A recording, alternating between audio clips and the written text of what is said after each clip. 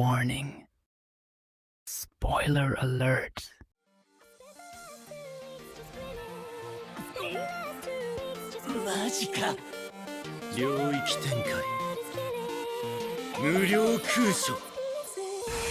This is not just a rant. This is an autopsy. I'm KENJAKU, and this is how Jujutsu Kaisen fell apart.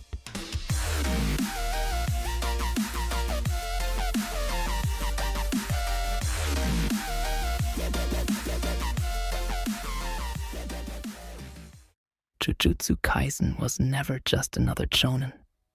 It had heart, horror, and a sense of tragedy that pulled us in. But somewhere along the way, it forgot what made it special. Characters were erased, themes were abandoned, power scaling broke, and by the end, even the strongest were reduced to whispers off-panel. Before talking about the fall, we must understand why Jujutsu Kaisen was so beloved to begin with. A promising start. Yuji Itadori started as a compelling protagonist. He wasn't the strongest, but he had a unique moral compass, risking death to save others, even strangers. The early arcs like Cursed Womb, Junpei's tragedy, and Goodwill Event brought high emotional weight with strong action. Themes of death, grief, morality, and power were introduced early. JJK promised a mature, gritty shonen that didn't rely on traditional tropes.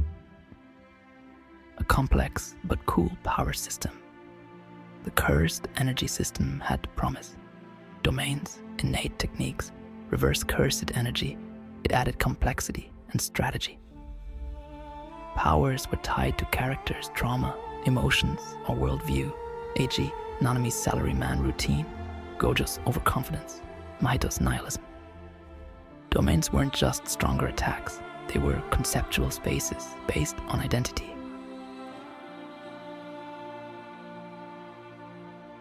Great character foundations.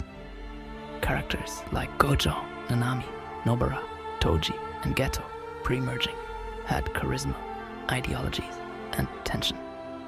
Even minor characters like Junpei or Todo left an emotional or memorable impact. But all of this was built atop an unstable foundation of escalating stakes, unresolved themes, and over-reliance on shock value, which came crashing down during and after Shibuya. The decline. When the cracks started showing. The Shibuya Incident Arc, brilliant but too much. The Shibuya Incident Arc is widely considered one of the best arcs in modern shonen due to its intensity, suspense, and high emotional stakes. However, it also marked the turning point where JJK's narrative began to unravel. The arc featured death after death, non-stop action, and multiple twists with no emotional breathing room. Key characters such as Nanami, Nobara, presumed dead, and others were either killed or written off. The constant rise in stakes with no cooldown period desensitized readers to loss. What should have been gut-wrenching became emotionally numbing. After Shibuya, the manga launched into the Culling Game Arc with no transition. There was little time for character grief, introspection, or thematic resolution. The pace just kept accelerating. Shibuya was a peak, but it left the story exhausted. The manga tried to one-up itself without recalibrating. Shibuya was a masterclass in stakes and action, but it overexerted the narrative. What worked? Stunning action sequences and paneling. Deaths felt earned. Nanami, possibly Nobara. Sukuna's rampage was terrifying and awe-inspiring. Gojo's ceiling flipped the board. What didn't? The arc over-relied on escalation. Every chapter was do or die. Characters like Yuji experienced unrelenting trauma. Junpei, Sukuna's massacre, Nobara's death. But there was no emotional fallout. After Shibuya, there was no real recovery arc, just immediate transition into the Culling Game. The story gave no time to breathe, reflect, or develop. The manga hit its peak intensity, but never came down. It just kept going, breaking its own emotional pacing. The power system began to break itself. Domain expansion, inflation. Suddenly, everyone had one. Domains used to be endgame techniques. Now they were standard tools in battles. The concept of domain clashing was cool, but its rules changed constantly. Sukuna's domain became too flexible. Oh, it doesn't need a barrier. Oh, it can cut the world. Oh, Mahoraga adapts mid-fight. Reverse cursed technique spam. Initially, it was used sparingly. Gojo, Shoko, Sukuna. But then Yuji starts using it with no training, no explanation. It reduced the permanence of injury or death. Everyone could come back. Mahoraga and Sukuna's Deus Ex Machina powers. Sukuna used Mahoraga's ability to adapt to all phenomena to kill Gojo. Yet Gojo, a literal genius, didn't figure that out or counter it. Mahoraga was once a fearsome trump card. Now it's a sidekick power-up tool for Sukuna. Cutting the world was never foreshadowed. It just happened. The system went from tight and clever to whatever the plot needs right now. The mishandling of Gojo Satoru, sealing, return, and death. The most powerful and charismatic character in the series was sealed away inside the prison realm during the Shibuya arc. This moment was narratively impactful, removing the strongest piece on the board, but the way it was handled afterward led to significant frustration. Gojo was sealed for over 100 chapters. Fans waited years for his return. The unsealing process was built up by Angel and HANA, characters introduced as the only hope of freeing him. Yet, when the moment finally came, HANA was instantly incapacitated by Sukuna using Megumi's body. The plan failed because of sheer plot convenience, making Angel's role feel like filler. When Gojo did return, it was in the middle of the Culling Game Arc, and fans were excited to see the inevitable Gojo versus Sukuna showdown. However, the fight was filled with heavy jargon about domain expansions, Mahoraga adaptation mechanics, and layers of complex cursed energy logic that became difficult to follow, even for dedicated fans. Despite Gojo dominating most of the battle, he was sliced in half off-panel after Sukuna pulled a final twist using Mahoraga's adaptation and his cutting the world slashes. No real emotional payoff, internal monologue, or meaningful death scene was given. It felt clinical, mechanized. Gojo's death should have shaken the foundation of the story.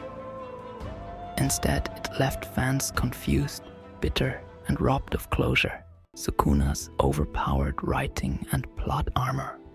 Sukuna's progression from mysterious inner demon to main antagonist was promising early on, but his characterization became a major point of contention once he fully took over Megumi's body. He defeated Gojo, the strongest sorcerer of the era, and then went on to defeat multiple top-tier fighters in a row: Kashimo, Higuruma, and others. The fights became increasingly one-sided, with Sukuna walking out unscathed while other characters died or were sidelined. Every loss Sukuna faced was instantly explained away through some esoteric cursed technique logic. For example, Mahoraga adapting to Limitless, the world slicing slashes that bypass spatial dimensions. Sukuna's ability to nullify other domains or instantly analyze techniques. This turned Sukuna into a narrative black hole. His victories began to feel inevitable, draining suspense from the battles. He essentially became a Gary Stu antagonist, invincible, unshakable, and devoid of vulnerability. Readers couldn't connect with or root against him meaningfully anymore. Sukuna stopped being a villain with depth. He became a god mode cheat code. Yuji Itadori, the forgotten protagonist. Yuji, the main character, suffered arguably the worst fate a shonen protagonist can face: narrative irrelevance. After the Shibuya arc, Yuji became reactive, not proactive. His trauma and guilt over Sukuna's actions and Nobara's fate were barely explored. Despite being the vessel of Sukuna, his internal conflict faded. There were no more internal dialogues or psychological breakdowns. His power progression became confusing. Suddenly, he was able to use reverse curse technique and black flash consistently, with no training arc, no teacher, no justification. In the final stretch of the manga, Yuji was often not the center of major conflicts, with side characters and villains taking up more page time and importance. Only recently did he start getting spotlight again, but many fans feel it's too little, too late. It became a meme in the fandom. Where is Yuji? The MC vanished in his own story.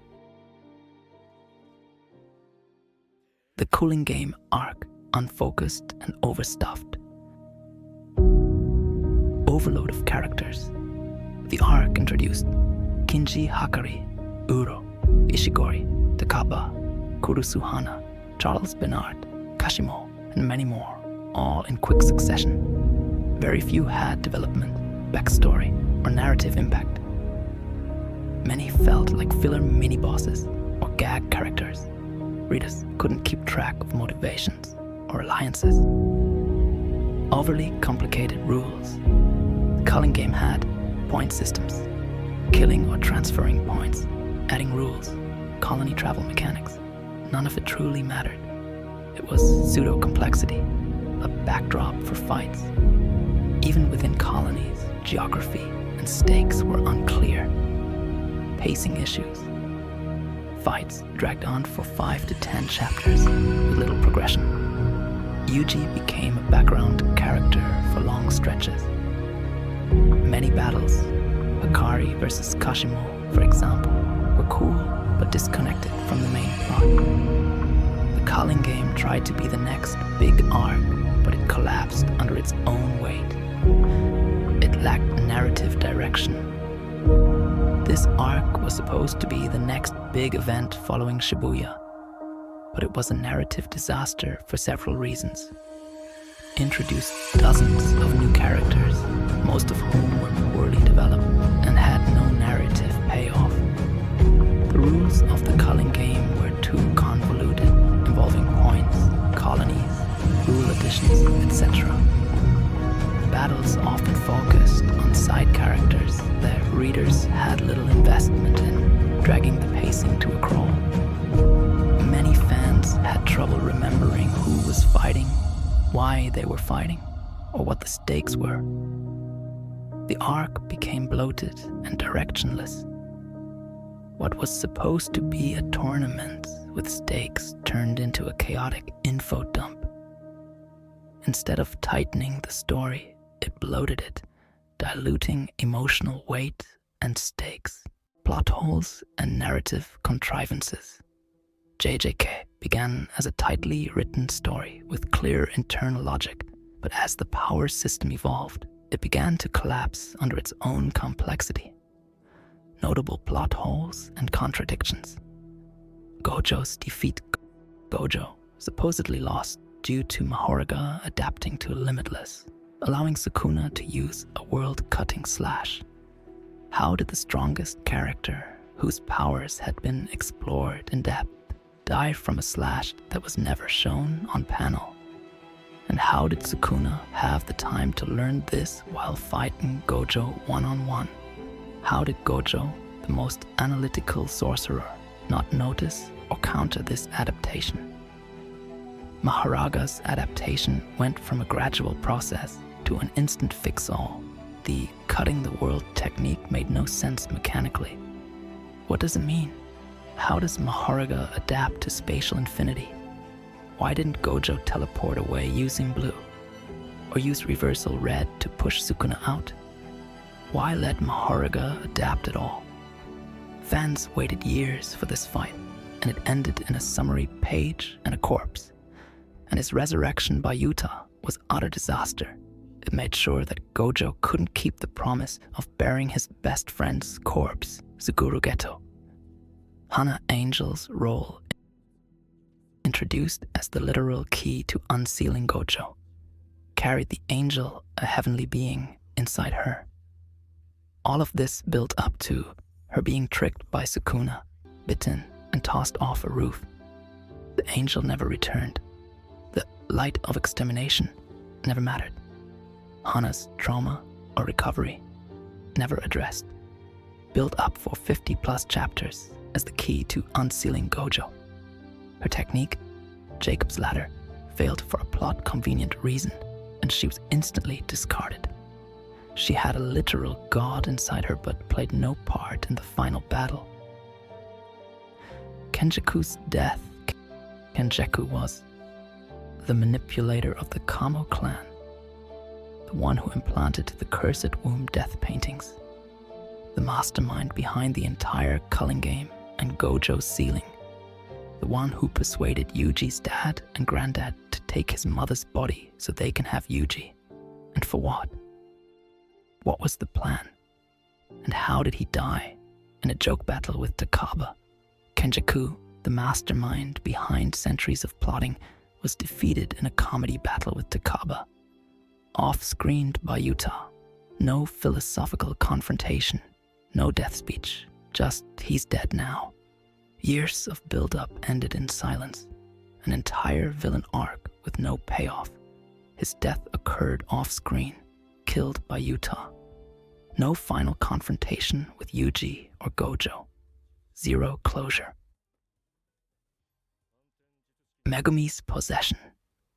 Sukuna's possession of Megumi was devastating, but Megumi's fate and emotions were never explored again. The moral weight of taking over your friend's body to commit genocide is brushed aside. Fans expected an inner battle or redemption arc, received nothing. Megumi's soul was taken over by Sukuna, his own body used to murder innocents. He watched his sister die, was mentally broken. And then, his inner struggle is never shown. His fate is never resolved. There's no fight for his soul, no closure, no redemption. Megumi Fushiguro simply disappears as a character. Yuji's power progression suddenly knows reverse curse technique, develops blood manipulation, and black flash mastery. No training, no foreshadowing. Somehow becomes strong enough to fight Sukuna 1 versus 1 with Yuta. He was the emotional core of the story, but he was sidelined and then power creeped back in without logic. Reverse cursed technique. Initially rare and difficult to master. Later, it became commonplace. Characters used it to heal from fatal injuries, sometimes instantly, even those who had never trained it, e.g. Yuji. This removed tension from fights. No injury felt permanent. Thematic abandonment, what JJK could have been. JJK promised early on to explore the meaning of a good death, the weight of power and responsibility, the trauma of battle and loss, what it means to remain human in the face of inhumanity. But in the end, deaths lost meaning, reversed, undone, or shrugged off. Power became a numbers game, not a philosophical or emotional journey. Trauma was left unprocessed. Characters stopped reflecting. The story devolved into who can punch harder and survive the next domain. Did JJK actually flop? Is a complicated answer. Commercially, JJK is still a massive success. Manga sales are strong. Anime remains popular, critically among core fans. Many believe it lost what made it special, the tight writing of the early arcs, the emotional core through Yuji, Nobara, and Gojo, the unique balance of horror, action, and philosophy. The writing lost emotional cohesion. Major arcs ended without closure. Fans no longer feel invested in characters or the world. It's no longer a series about loss and meaning. It's about endurance and escalation. The final arc feels rushed, bloated, and emotionally disconnected. Like Gege wanted to wrap it all up without resolving anything meaningfully.